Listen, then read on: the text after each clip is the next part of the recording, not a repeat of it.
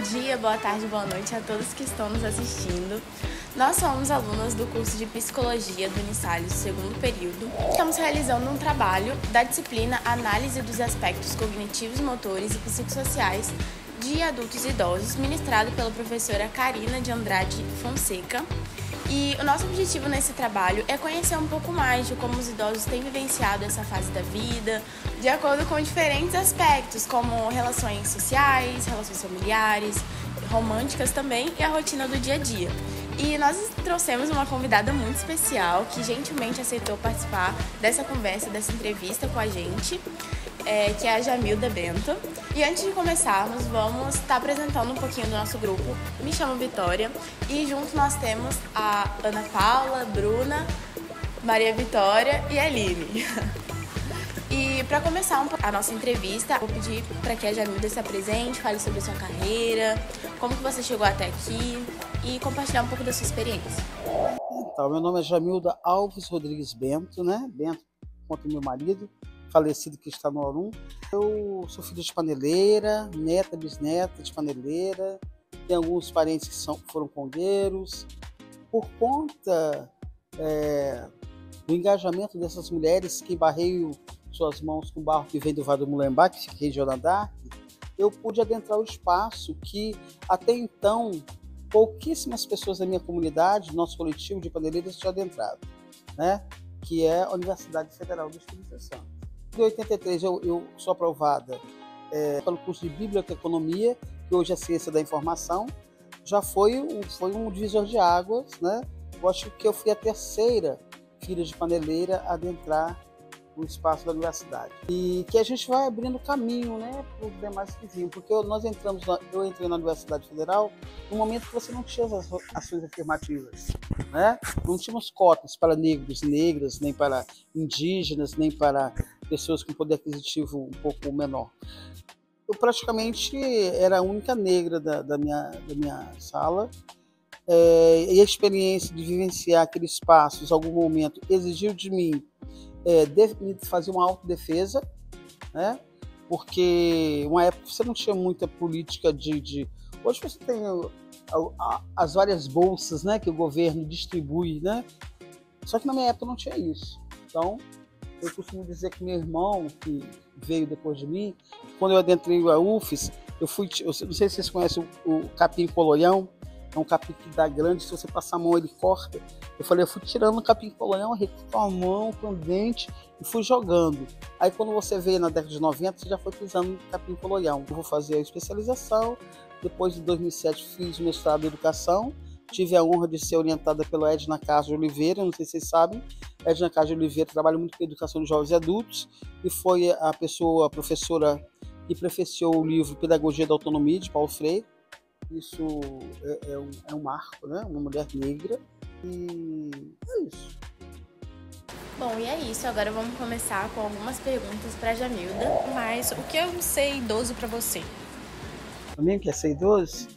É só aquela pessoa que, durante essa trajetória de vida, aprendeu várias coisas, né? Que diz respeito a sabores, a dissabores, a compreender o outro, a não querer compreender também, às vezes, né? Ser idoso é acumular essa experiência de vida. Você poderia nos dizer se você já vivenciou situações de etarismo? E se aconteceu, como foi? Então, por incrível que pareça, eu acredito que eu acabei de ser testemunho de uma fala de alguém que me relatava: Jamilda, chegou um senhor aqui que já é aposentado, queria comprar um doce por valor menor do que eu estou vendendo hoje. Poxa, ele já está fazendo hora extra. Eu falei, entendi, ele trabalhou, aposentou-se, está fazendo hora extra? Não, ele já se aposentou, já está com mais de 80, estão fazendo hora extra. Eu falei olha, isso aí é uma fala preconceituosa, você tem que rever essa fala sua. Mas por quê? Porque isso é etarismo, talvez possa ser enquadrado como etarismo. A pessoa já trabalhou, já aposentou-se, ela tem o direito de viver até 100 anos e ninguém vai questionar o posicionamento dela porque ela tem essa idade. E qualquer outra pessoa, independente da idade, poderia estar querendo comprar esse doce seu por menor preço, né? É isso. Você considera que pela sua idade você já viveu limitações? Se sim, por quê? A questão do físico é mais, né? Eu ganhei peso, sou preguiçosa para caminhar, eu sei que eu tenho que rever isso, né? Foi uma grande limitação que a idade, para quem não se prepara, como eu, porque tem idosos que estão se preparando desde antes de se tornar idosos e estão assim, muito bem, plenamente, né? Falando ali com a Bruna, né, um pouquinho sobre a questão das limitações físicas, né? Aí, falando mais sobre esse meio mesmo, eu queria saber como é que a senhora cuida da sua saúde física e da mental também, como ocorre esse cuidado. Isso que eu já falei, não cuido, né?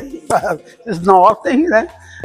Agora, em relação à saúde mental, eu sou bibliotecária e eu gosto muito de ler, né? Eu também sou contador de história, eu escrevi história sobre as paneleiras goiabeiras. Eu me sinto muito leve mentalmente falando, quando eu conto história e quando eu compartilho os meus saberes fazeres de paneleira. Existe um autor que eu vou indicar para vocês, Antônio Bispo dos Santos, Nego Bispo, né? Então, quilombola, um pensador brasileiro que diz que quando a gente compartilha algo, esse ato ele é rendoso. Quando você troca isso por isso e acabou. Mas quando você compartilha, esse ato está entremechado de afeto. Então, compartilhar rende, compartilhar é rendoso. Eu acredito nisso, por isso que eu vivo compartilhando os nossos saberes fazeres de paneleiras com todos que nos procuram. Enfim. Você vivencia relações românticas? Se sim, conta um pouquinho mais pra gente. Não, eu tô viva, não arranjo ninguém. Eu tô na pista para negócios, assim. Tô aí, de repente, pintar alguém interessante, a novas relações românticas. E, Jamilda, quais são os vínculos sociais que você cultiva? De filhos, de amigos? Então, eu tenho uma filha maravilhosa, de 34 anos, Maria Emília, professora de Educação Física, recém assumiu o cargo de professora de Educação Física no concurso que fez, ela ficou muito bem colocada na Serra, e foi pelas cotas, né? Ela foi cotista, por isso eu tenho dito sempre que as cotas são ações afirmativas que nós devemos defender, sim, por um passado que nós tivemos de escravização de corpos negros e negras que foram trazidos compulsoriamente para esse país, e ter duas netas, a Sônia Regina e a Dandária Maria, uma de 4, outra de 1 ano e meio, e minha irmã Débora, minha mãe, que vai fazer 86 anos agora em outubro, dia 22, e que é paneleira também, que me ensina o ofício, uma pessoa muito calma, diferente de mim, não sei porque aqui eu puxei, sempre puxei minha avó, mamãe é uma leija, assim, você conversa com a mamãe, não é mãe de Jamilda, mamãe é muito calma, e eu precisava dessa mãe, né? E além disso, eu dialogo muito com as cantadeiras do Congo, banda de Companhia de Barro, os congueiros, porque eu sou coordenadora da banda de Companhia de Barro, nosso capitão Vinícius Loreto, as cantadeiras Ruth, Emília, né? Temos a Folia de Reis, temos as cantadeiras de roda, né? Toda a nossa cultura de goiabeiras, que é um território que tem uma diversidade cultural muito grande. Talvez até por isso que eu não senti falta do meu namoro, né? Que é tanta coisa para fazer, são tantos projetos para trocar. A gente queria saber um pouquinho qual que é o papel das tradições culturais e dos trabalhos que você realiza tem na sua vida. Qual que é a importância que... Minha vida? Então, parte significativa do meu tempo eu dedico a essas tradições, porque está em mim também, né? Eu sou uma griot. Griot, você não se torna, você nasce griot. Eu nasci griot porque eu nasci no meio do barro das paneleiras de goiabeiras, eu nasci vendo o tambor de Congo tocar, eu nasci vendo o Boa Estrela né, andar nas ruas de goiabeiras, eu nasci vendo a Folia de Reis chegar de madrugada na casa da minha avó. Então, eu sou a griot é por nascença. E a importância é que é uma forma, é outro modo de estar no mundo. Porque somos todos, a banda de Congo, da Folia de Reis, somos todos trabalhadores como todo mundo. Né? Colore a nossa vida, a gente dá um sentido a essa vida cantando Congo, Folia de Reis, né? A importância é que isso nos faz sentir mais vivos, nos faz sentir, alivia também um pouco esse peso, porque o cotidiano ele não é muito fácil, né? E a pandemia foi um divisor de águas, pelo menos eu acho, da questão da saúde mental, né? Que algumas pessoas não conseguiram se erguer. Eu vejo umas coisas que eu não via antes. Então nós estamos no processo ainda de reaprender a viver pós-pandemia. E foi para mim uma coisa, eu tenho 62 anos, estava com, sei lá, 60, 59. Foi uma coisa fora da curva. Então, assim, mentalmente, nós do Congo, por exemplo, como que nós fazíamos para superar aquele momento de dor, de perdas? Nós perdemos uma paneleira de 103 anos, outra paneleira de 90 anos, a filha dessa paneleira, nós perdemos vários griots nesse momento. A gente ligava, muitas vezes eu ligava, e a gente cantava Congo pelo telefone, já que a gente não podia se aproximar, né, de roda. Isso dava um novo sabor, um novo alento, um novo vigor para que a gente caminhasse naquele momento difícil. Então, eu acho que as tradições culturais, elas têm esse papel assim, de você se perceber outra forma de estar no mundo. A forma de estar no mundo como trabalhador, como estudante, como mãe, como filho e como um griot, como um artista, que nós somos artistas, né, das culturas populares. Então isso nos revigora. A gente queria saber mais também quais seriam seus próximos passos como artista e como pesquisadora. Então, como artista, eu quero que o universo me permita viver mais para me compartilhar. Eu acho que é mais do que diversão. Eu acho que é ser feliz, porque felicidade ela não, eu acho que não tem uma completude, são momentos, né? Então, assim, esse momento de alegria, de felicidade, de estar com quem a gente gosta, com quem gosta de você, ou com quem você encontrou hoje, que te dá um bom dia ali na rua, enfim. E como pesquisadora? Então, eu pretendo continuar pesquisando sobre o ofício de paneleira, né? Ou sobre Congo também, que é o que me toca mais ser paneleira. Quais memórias mais marcantes você guarda das suas vivências relacionadas à arte capixaba? Então, tem uma música de Congo que fala assim, ó: sou filha de paneleira, não negou meu natural, escrevo com dedo grande, soletro com calcanhar. Escrevo com dedo grande, soletro com calcanhar. Quando eu vi esse verso de Congo, eu tinha por volta de 9 anos, já era alfabetizada. Porque antigamente, com 9 anos, a gente era alfabetizado, né? Hoje em dia, às vezes, tem umas coisas... Bom, pula essa parte. E aí, eu fiquei com isso na cabeça. Quando cheguei em casa, depois dessa roda de Congo, eu perguntei pra minha avó: vovó, por que era na roda de Congo, no Cate-Jornal, no quintal? Nós somos muito de quintal, né? A senhora, suas tias, tiraram o verso dizendo que escreve com o dedo grande. Eu já escrevia de lápis, eu fiquei na dúvida, criança, né? Ela botou a mão nas cadeiras, porque eu costumo dizer que capixaba não tem cintura, que cintura. Botou a mão nas cadeiras mesmo, né? Que é o quadril. E ela falou assim: naturar, minha neta. Eu, assim como minha mãe, ela fala assim: minha mãe já tinha ido para o Orum, né? Que é o céu. A minha mãe e minhas tias, que não fomos à escola, só podemos assinar um documento apertando esse dedo grande naquela esponja com tinta azul ou preta e apertando no documento. Vós que estáis na escola, aprendendo a escrever para ser professora, já escreve de outra forma. Mas a memória sempre está em mim. Quando eu chego no momento de saber que eu defendi uma tese de doutoramento, eu sendo quem eu sou, não que eu não merecesse, mas várias pessoas não conseguiram chegar até aqui. Essa memória, ela sempre está em mim. Inspiração, para mim, é um conceito que te projeta a buscar algo além do que a griot te ensinou. Eu não queria ser só paneleira. Eu queria ser paneleira, sim, mas eu queria buscar outras possibilidades de garantir o sustento da vida e da alma. Porque o trabalho não é só para comer, você tem que se sentir, né?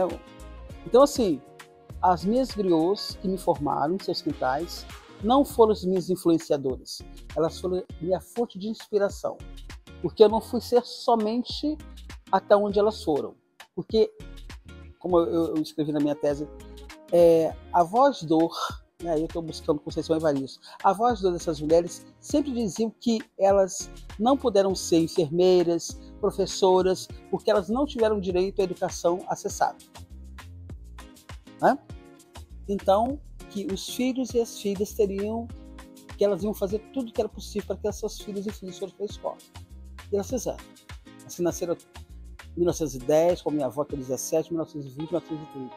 Então elas vão embarrear essas mãos com o barro do Vale do Molembar e vão fazer tantas panadas quanto forem necessárias para que seus filhos e filhas adentrassem no espaço escolar, pelo menos para aprender a ler e escrever, para não passarem pelos mesmos constrangimentos que elas passaram por não saber ler uma placa de um ônibus. Se você pudesse dar um conselho sábio para as gerações mais novas, quais seriam? Eu vou falar em relação ao etarismo, já que a temática aqui é essa, né? Eu acho que eu falei de etarismo de diversas formas aqui. Respeitem os idosos, porque talvez vocês cheguem lá. Porque chegar à idade adulta nesse país, onde a juventude muitas vezes está um pouco fora do prumo, chegar a 80 anos, no caso eu estou chegando a 60, chegar a 80, 90 anos, a gente passa por tanta coisa, realmente deve servir de inspiração. Então eu acho que nós temos que ensinar as nossas crianças, aos nossos jovens, adolescentes, idosos como eu, que sou uma recém-idosa, a respeitar os idosos. Porque eu já ouvi isso em algum lugar, o idoso é o jovem que deu certo. E quantos se perdem pelo caminho? De diversas formas. E é assim que nós encerramos a nossa entrevista de hoje. Queria agradecer imensamente a Jamilda por ter aceitado participar, compartilhar sua história, os seus aprendizados e suas experiências. Gostaria de agradecer também a nossa professora Karina de Andrade Fonseca por ter ajudado a gente nesse trabalho, por ter dado as nossas orientações durante esse projeto. Primeiro eu queria, antes de encerrar, dizer que eu sou servidora pública federal há 32 anos, aqui no Instituto Federal, né?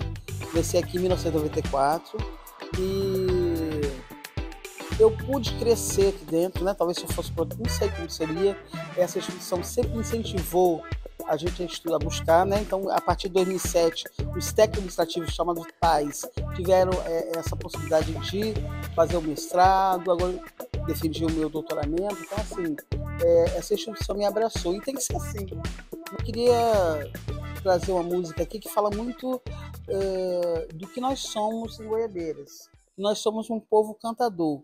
E lá nós temos congo, nós temos folia de reis, nós temos cantadeira de roda, Boa Estrela, e temos o maior, né, um dos maiores ofícios do Estado brasileiro, que é o ofício das paneleiras. Como eu disse anteriormente, foi o primeiro patrimônio cultural e material registrado pelo Instituto Patrimônio Histórico Artístico Nacional, IFAM, em 2002. E a música de minha autoria é mais ou menos assim: o povo de Goiabeiras é um povo cantador, canta celebrando a vida, canta encantando a dor. Aqui é a cobra descendo, tá? O povo de Goiabeiras é um povo cantador, canta celebrando a vida, canta encantando a dor. Encantador que ela dói menos, encantador que ela vai embora, encantador que ela dói menos, encantador que ela dá o fora, encantador que ela dói menos, encantador que ela vai embora, encantador que ela dói menos, encantador que ela dá o fora. Então a gente passou e vamos continuar encantando essa dor, e quando a dor chegar, a gente vai cantar conga, a gente vai cantar folia de reis, a gente vai cantar o Boa Estrela, cantiga de roda, e ela vai embora, porque a gente não quer dor, a gente quer alegria, a gente quer ser feliz, é isso. Compartilhar essa experiência. E, inclusive, eu queria dizer que a nossa entrevista vai estar disponível para ser assistida quantas vezes vocês quiserem. Então, eu peço que vocês compartilhem também o nosso trabalho, para que outras pessoas também tenham essa experiência, né, de saber sobre essas coisas, saber sobre Goiabeiras também, e principalmente sobre como os idosos estão vivenciando essa fase e o quanto que é importante também, né.